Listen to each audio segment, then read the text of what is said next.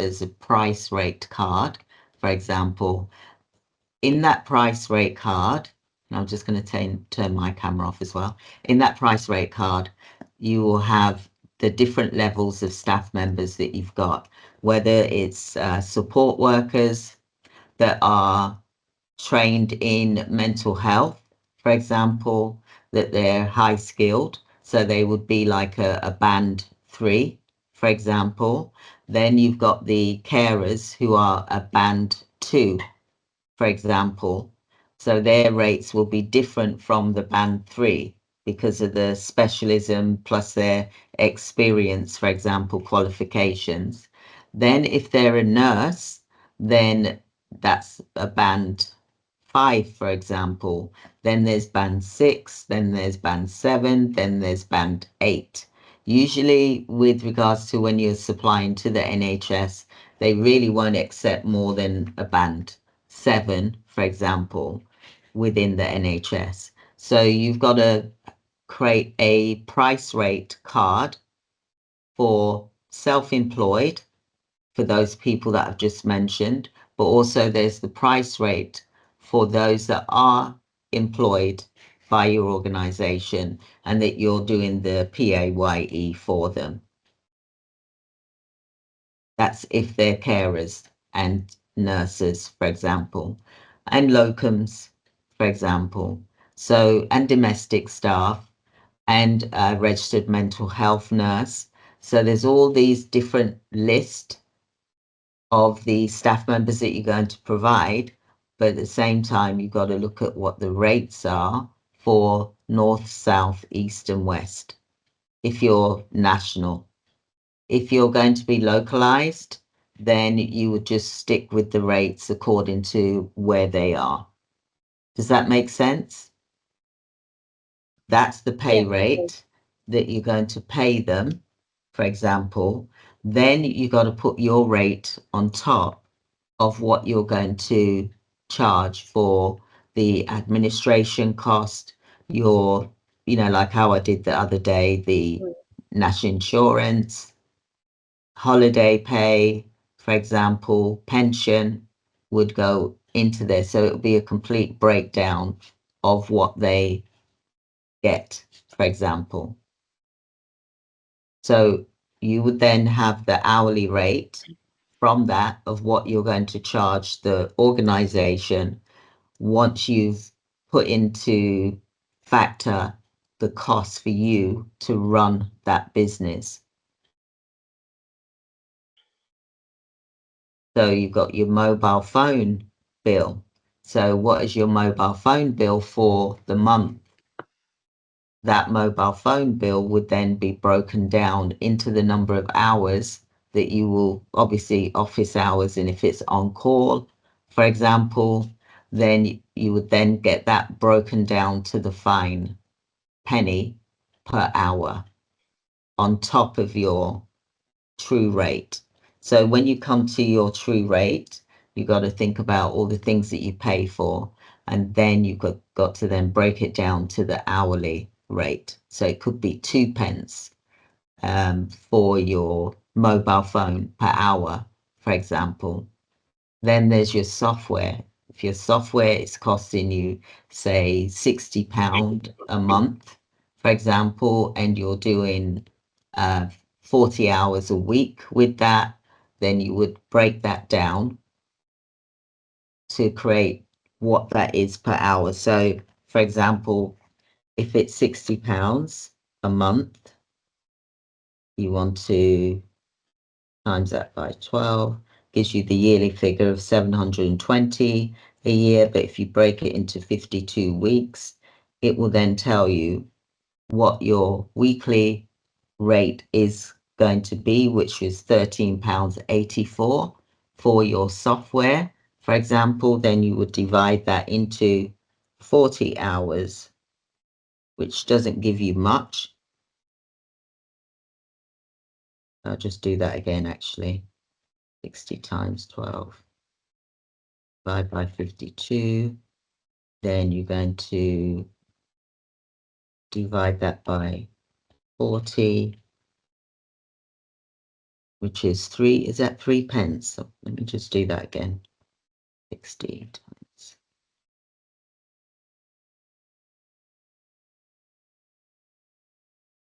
That's £13.84 a week.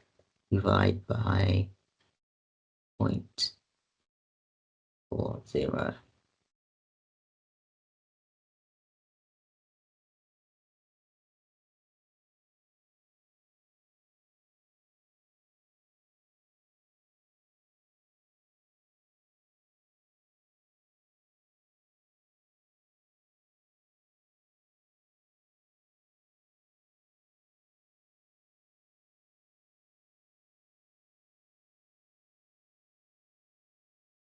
So you're looking at, for example, the software, for example, is 0.34 pence per hour. Okay, based on the hours that your office hours are, for example. So that's 34p. Then you've got your mobile phone bill. So that usually is what, would you say £50 a month, for example? So times that by 12 is that 600 a week. Divide by 52 makes it so it's £11.53 a week. Then you're dividing it by 40. Then that makes it so that that is 0.28 pence per hour. So all of these things, student, would be added on to your cost as a business. So if you've got an office staff member in your location, for example, and you're paying them, say, I say 15,000, depends how many hours they're doing. So let's divide that by 52, and then you then dividing that by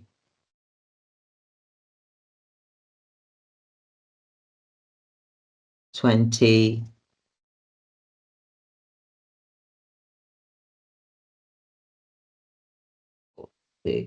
So this is how you add up these figures to get the true figures of what you're actually costing as a company to run your service. Because if someone sat at the desk and you're paying them, say, £12.21 per hour, and they're doing 20 hours a week, for example, so you've got to then put that that person is £12.21 per hour. Then you've got to think about all the other things that you pay out, and this is going to give you the true figures. When you're looking at contracting with the NHS or any other organisation, they want a complete breakdown of what that cost is going to be.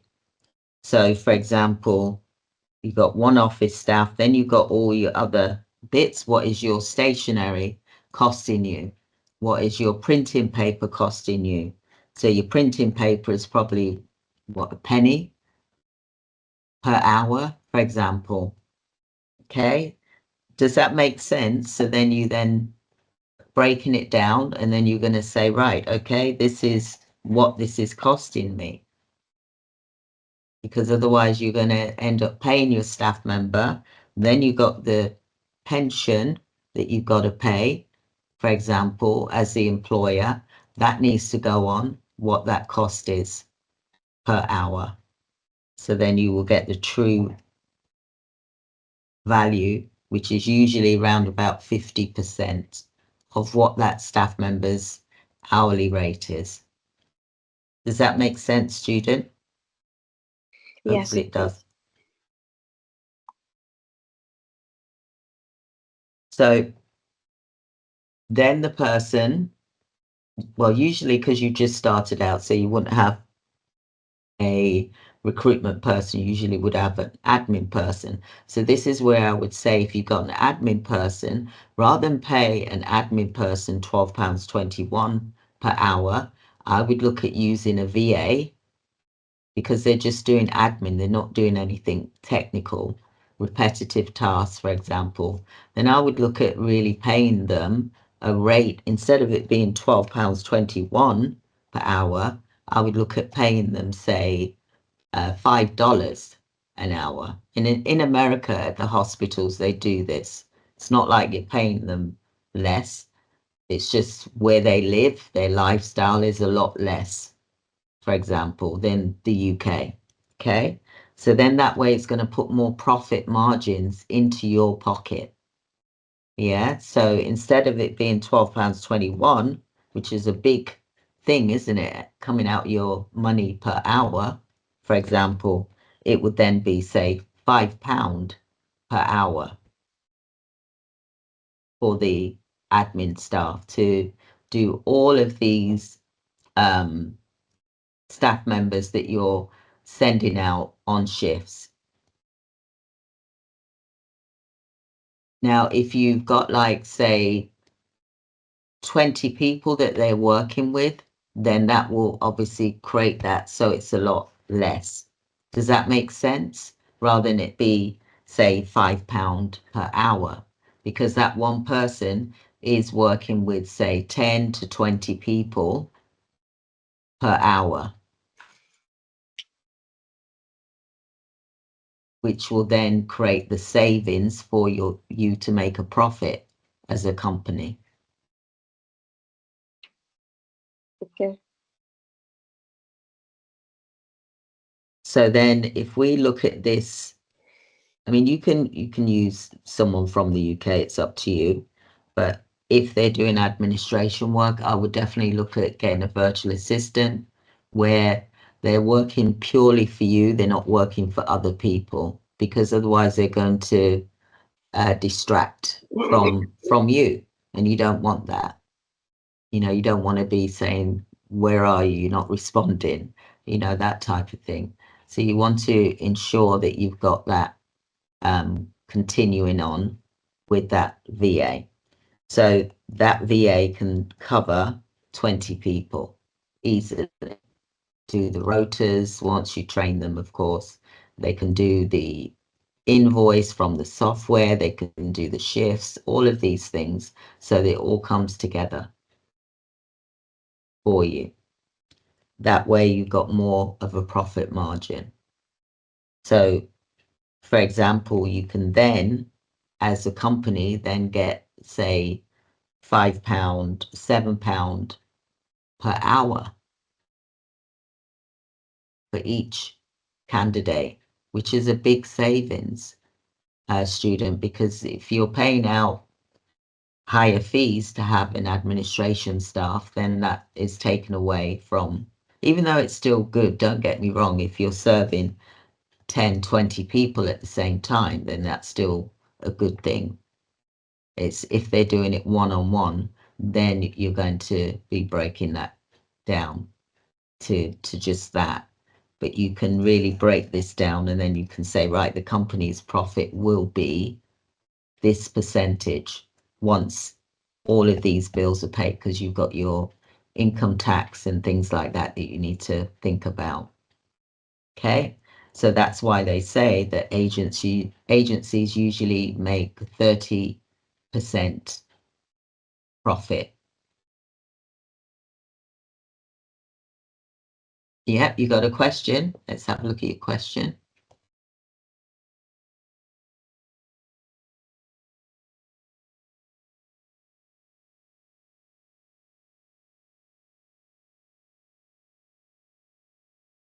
Yeah, so the NHS will tell you about the positions that they need filling. For example, they'll say, right, we need a recruitment consultant, we need a nurse, we need an HR person. It depends what type of contract and lots that you're going for.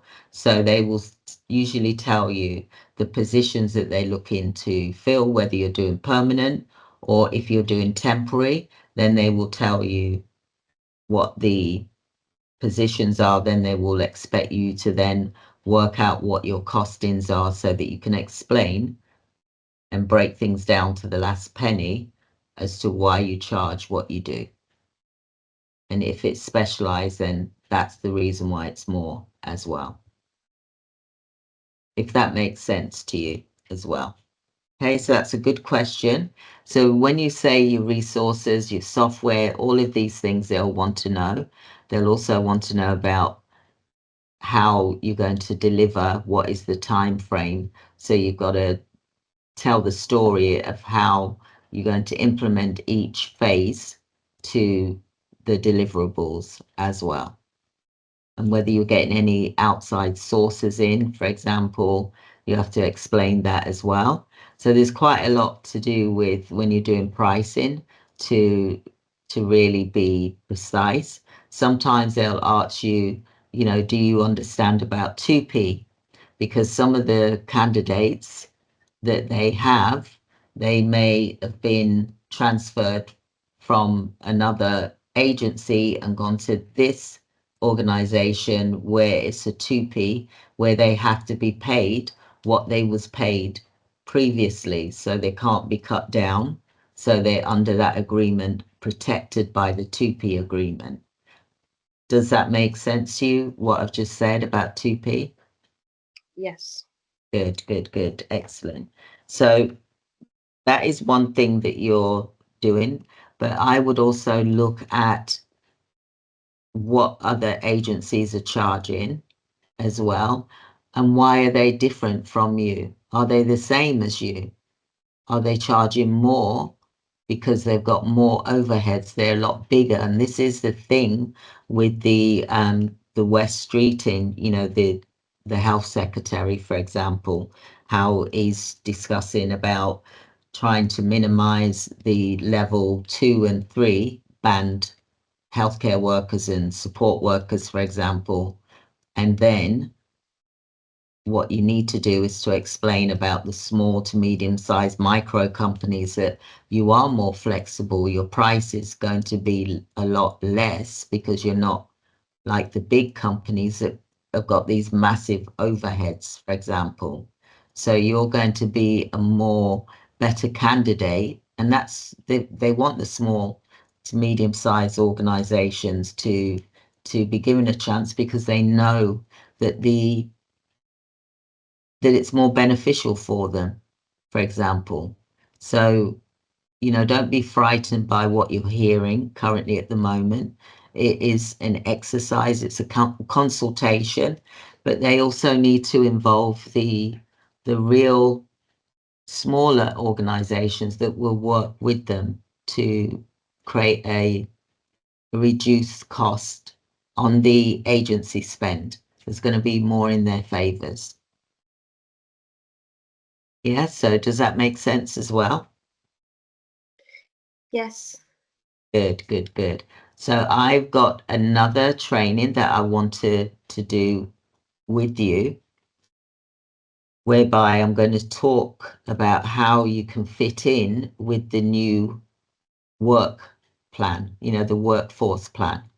The workforce plan is what this NHS is doing at the moment, for example, but how you can fit in as a small micro company into their plan, rather than them looking at using these bigger agencies, because there's procurements, contracts that are sitting, waiting for this West Streeting to sort out what is decided with the other organisations, because this is not the end, this is the beginning, but they've got to work through things. They can't rush this at all, because people's lives will be at risk as well. Hey, I can see your type in there. Question.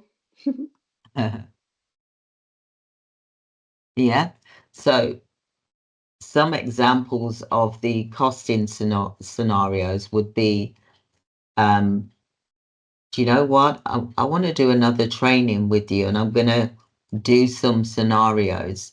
Would that be more helpful to you than me just talking to Yes. you? Yeah. Yes. So Yes. if we could meet on, let's have a look here. If we could meet on Wednesday next week, I've Okay. got like 10 templates that I can go through with you, costing scenarios as if you're the buyer. I've got another costing scenario as if you're the supplier, for example, and what the rates are and how you break down the rates, because they've also got their scenario of what they're looking for from you. So would that be helpful? Yes, excellent. Perfect. Yeah. Good. Because then that way we can look at what the tools are that's needed, the resources that's needed, and what it is that's going to happen. Say, for example, if it's in the community, what they're looking for. So I'll explain some different scenarios and then we can work together on that as well. Okay? Excellent. So if you do have any more questions, you can put them in the chat.